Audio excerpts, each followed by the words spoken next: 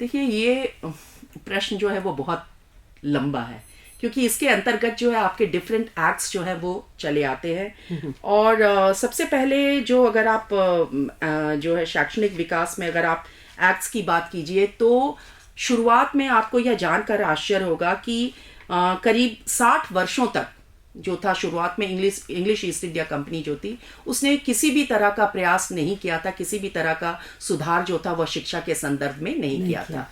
और जो एकाध आपको अपवाद मिलते हैं उसमें से जैसे है कि 1800 में फोर्ट विलियम कॉलेज की स्थापना कलकत्ता में की गई थी।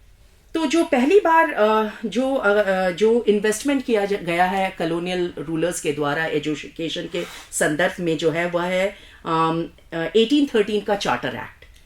और 1813 के चार्टर एक्ट के अंतर्गत जो था 1 लाख रुपया जो था वह शिक्षा पर खर्च करने की पेशकश की गई थी, जो कि बिल्कुल इनसफिशिएंट थी, बिल्कुल पर्याप्त नहीं थी, अपर्याप्त थी।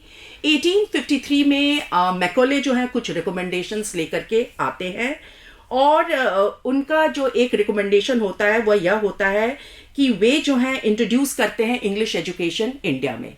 और इसका उद्देश्य यह होता है, इंग्लिश एजुकेशन इंट्रोड्यूस करने का उद्देश्य यह नहीं था कि वह जो था शिक्षा का पश्चिमीकरण कर रहे थे। उद्देश्य यह था कि किस तरह से चीफ क्लर्क्स जो है वह बन सके, अवेलेबल हो जाए उनके, बिल्कुल, जो कि उनके एडमिनिस्ट्रेशन में सहयोग करें। और यहीं पर से एक थ्योरी आ जाती है, डाउनवर्ड फिल्टरेशन थ्योरी।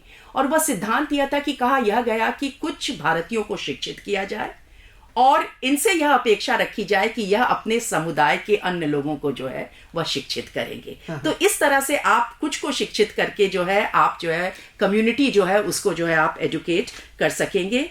और इस तरह की जो थी 1854 में वुड डिस्पैच आया, और इसे कहा जाता है Magna carta of English education in India. और यह आप कह सकते हैं कि पहला कॉम्प्रिहेंसिव प्लान था भारत में एजुकेशन के प्रचार व प्रसार हेतु।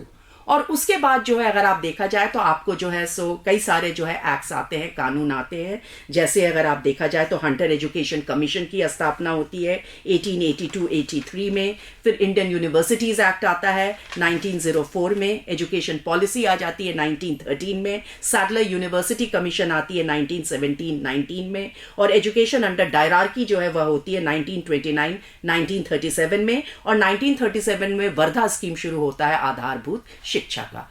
तो ये बहुत ही अगर आप देखा जाए तो आप कह सकते हैं कि एक ऐसी ट्रेजेक्टरी है जो कि चरणबद्ध तरीके से जो है जिनका आप कह सकते हैं कि प्रसार जो है वह देखा जा सकता है।